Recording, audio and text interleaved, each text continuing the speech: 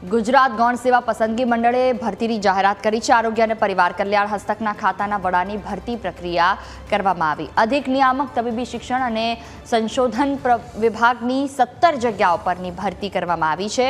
તો આ તરફ અધિક નિયામક તબીબી સેવા પ્રભાગ 4 જગ્યાઓ માટે ભરતી કરવામાં આવી। કુલ 21 જગ્યાઓ પર ભરતી થશે। ઉમેદવારો આજથી ફોર્મ ભરી શકશે। 15 ઓક્ટોબર સુધી ઉમેદવાર ઓનલાઈન ફોર્મ ભરી શકશે। તો અલગ અલગ જગ્યાઓ પરની ભરતી માટેના ફોર્મ ભરવાની તારીખ ગુજરાત ગૌણ સેવા પસંદગી મંડળે જાહેરાત કરી છે। ભરતીની આ જાહેરાતમાં